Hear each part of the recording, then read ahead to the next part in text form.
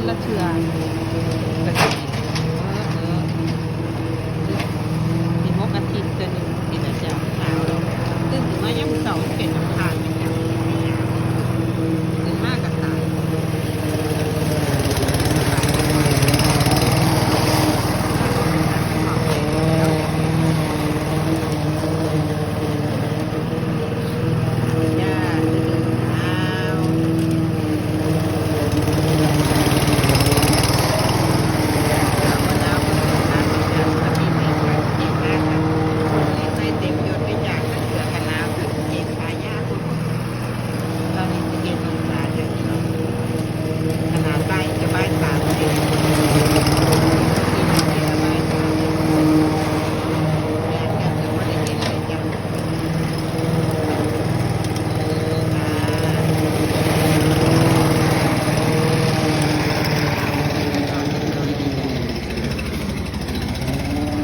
ไปเต้งกับพี่น้องเต้งกลางตามันจะเป็นเท่เป็นต้นไม้ให้จ้ะ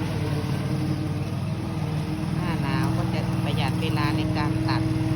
บริตัดหลายเขาที่ควรธนาห้อนนี่ตีจ้า2 อาทิตย์ตัดเท่านึงตาถอดไปเท่แล้วเนาะจ้าแล้วก็ตัดไม่อีกรอบนึงนี่ราคาเหตุการณ์กิจวัตรประจำวันมือเดย์ออกของเรามือบ่ได้ไปทำงานจ้ะโอเคนะคะสวัสดีค่ะ